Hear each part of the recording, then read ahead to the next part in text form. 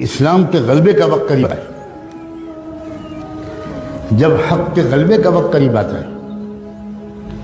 جب ظلم کے خاتمے کا وقت قریب آتا ہے، جب کفر کے کلمے کے پست ہونے کا وقت قریب آتا ہے، جب دنیا میں امن و انصاف اور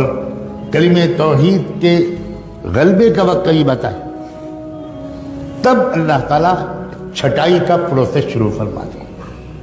یہ ذہن میں رکھیے گا، اس سے پہلے تک تینوں قسم کے مسلمان ملے جلے رہتے، بالکل ملے جلے، ایک گھر میں تینوں قسم کے مسلمان پائے جاتے، ایک مسجد میں تینوں قسم کے مسلمان، ہر جماعت اور دینی اجتماع میں تینوں قسم کے مسلمان،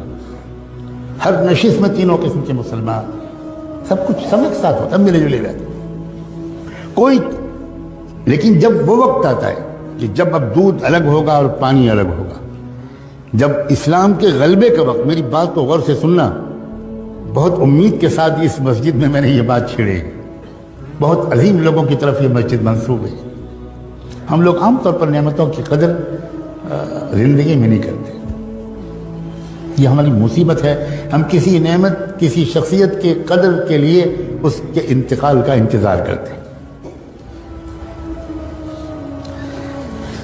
میں پھر دہراتا ہوں، جب اسلام کے غلبے کا وقت آتا ہے، جب کفر کے کچل جانے کا وقت آتا ہے، جب نظم عالم الٹ کر دینے کا وقت اللہ کے بنائے ہوئے پروگرام کے مطابق آ جاتا ہے، باطل کا غلبہ نہیں، کفر کا غلبہ نہیں، ظلم کا غلبہ نہیں، الٹی بات میں کروں، جب کفر کا خاتمہ، جب باطل کے کلمے کے کچل جانے کا اور اسلام کے اور حق کے اور انصاف کے اور امن کے قائم ہو جانے کا وقت جب قریب آتا ہے، تو ہمیشہ اللہ کا معمول ہے کہ ملے جلے تینوں قسم کے مسلمانوں کے ذریعے کبھی بھی حق کا غلبہ نہ ہوا ہے نہ ہوگا۔ اس سے پہلے اللہ تعالیٰ ایک پروسیس شروع کرتے ہیں، ایک ترتیب ہے اللہ تعالیٰ کی، وہ یہ کہ چھانٹ دوں گا میں، پہلے قسم کے مسلمانوں کو الگ کر دوں گا اور دوسرے قسم کے مسلمان بھی پیچھے پیچھے ان کے ساتھ رہیں گے، لیکن تیسرے قسم کے ایک انسان کو بھی میں اپنے مقبول بندوں اور بندیوں کے ساتھ کھڑے رہنے کی اجازت دے دوں گا۔ پھر میل تو چھٹے گا، الگ ہو۔ اور اس کا طریقہ کیا ہوتا ہے؟ اس کا طریقہ اللہ کی طرف سے یہ ہوتا ہے کہ کفر ظلم شروع کرتا ہے، ستانا شروع کرتا ہے، بڑھتا چلا جاتا ہے ظلم، ٹارچر ہوتا ہے،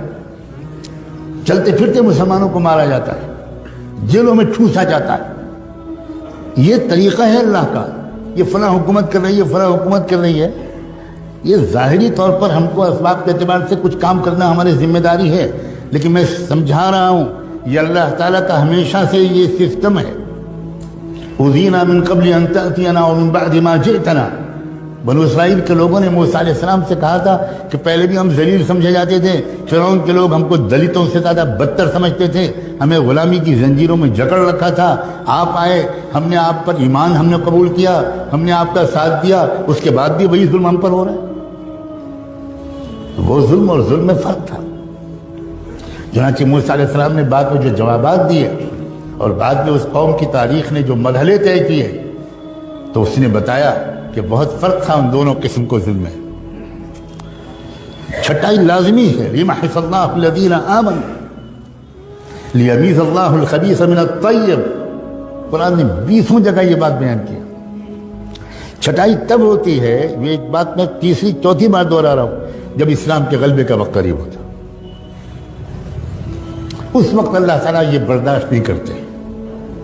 کہ تیسری قسم کے لوگ یہ دوسری اور پہلی قسم کے والوں کے ساتھ رہے۔ احد کی جنگ میں اللہ کے رسول نکلے صحابہ کو ساتھ میں لے کر، اور یہ تیسری قسم کے لوگ بھی ساتھ تھے جو اندر سے کچھ اور تھے، اوپر سے کچھ اور تھے، اور یہ بھی ساتھ چلے، مگر راستے میں 300 اس تیسری قسم کے لوگ حضور کا ساتھ چھوڑ کے الگ چلے گئے۔ کیوں الگ چلے گئے؟ اس لیے کہ یہ اللہ کے نظام کے مطابق ممکن ہی نہیں تھا کہ یہ تیسری قسم کے لوگ اس فتح کے وقت میں ان کے ساتھ رہیں، یہ ممکن نہیں، یہ اللہ تعالیٰ کبھی نہیں ہونے دیتے۔ مسلمانوں، خدا کے لیے اس بات کو غور سے سمجھو کہ یہ تیسرا یہ وہ دور ہے جب اللہ تعالیٰ نے فیصلہ کر لیا ہے ایک ایک کو چھانٹ کے رہوں گا، چاہے وہ خادم الحرمین الشریفین ہوں، اور چاہے وہ کعبے کے لباس کے متولی ہوں، اور چاہے وہ بڑے بڑے عرب لوگ ہوں اور کعبے کے منبر پر کھڑے ہو کر نصیحت کرنے والے ہوں، اور چاہے وہ کہیں کے لوگ ہوں، ایک بھی نہیں چھوڑیں گے اللہ۔ سب تھوڑے سے مٹھی بھر لوگ ہوں گے جن کو اللہ چن لیں گے، اور ان کے ذریعے سے پوری دنیا کے اندر ایسا انقلاب آ جائے گا کہ شجر و حجر بھی حیران رہ جائیں۔ یہ کیا ہو گیا؟ یہ سسٹم ہے اللہ کا۔ چھٹائی شروع ہو چکی ہے بڑی تیزی کے ساتھ،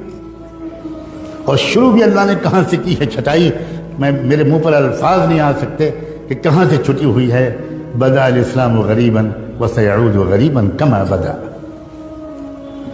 وہاں سے چلا۔ اللہ تعالیٰ کیا کوئی رعایت نہیں،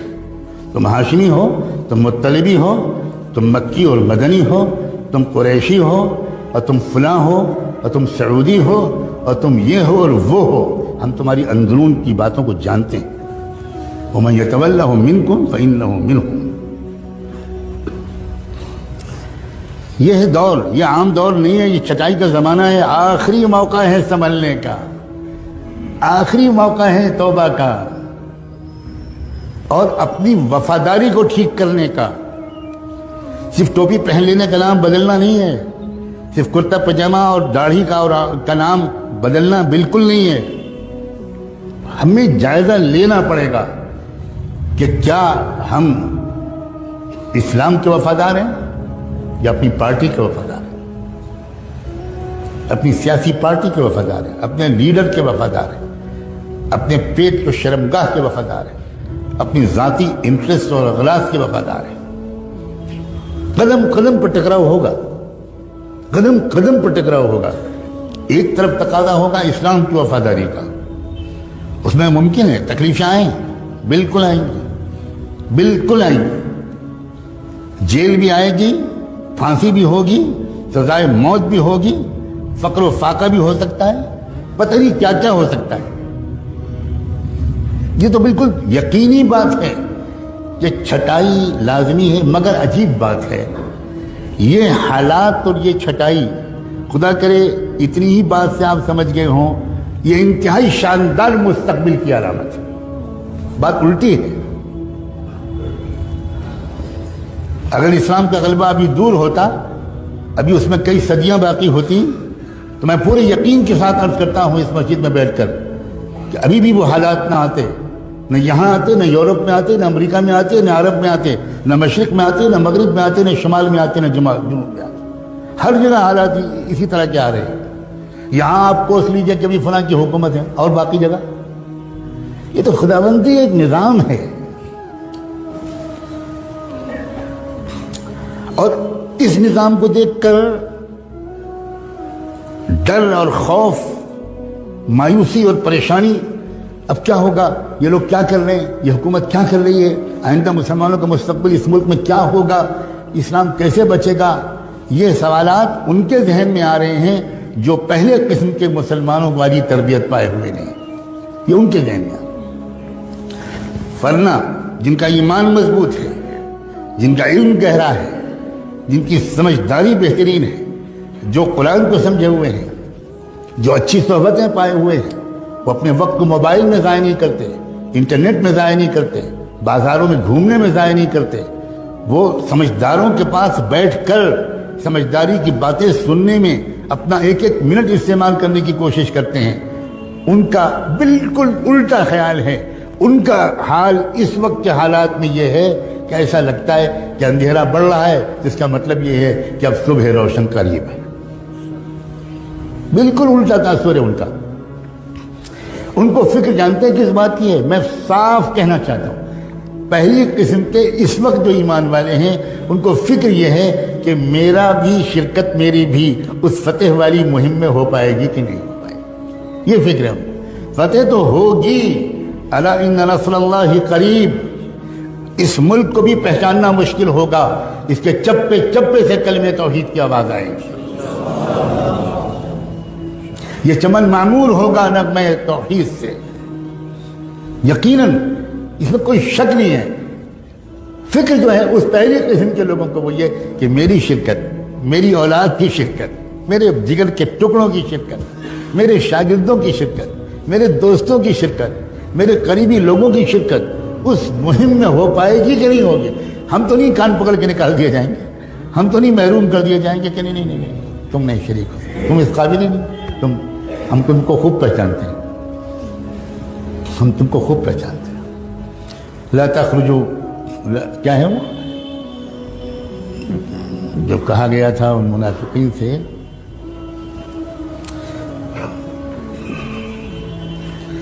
تم کبھی نہیں نکل پاؤ گے، بہت سخت ترین آئے تھے وہ، جن لوگوں نے دھوکہ دیا تھا اسی تبوک کے موقع پر ان سے اللہ نے کہا ان سے کہہ دو کہ تم کو کبھی بھی راہ جہاد میں نکلنے کا موقع نہیں ملے گا، لن تقاتلوا معي عدوا ولن تخرجوا معي ابدا، کسی دشمن سے مقابلے میں کبھی تم کو میرے ساتھ دینے کا موقع توفیق نہیں ملے گی، اور کبھی تم آئندہ راہ خدا میں میرے ساتھ نکل نہیں سکو گے، صاف صاف، لن تخرجوا معي ابدا۔ یہ وہ دور ہے جس میں ہم داخل ہو چکے،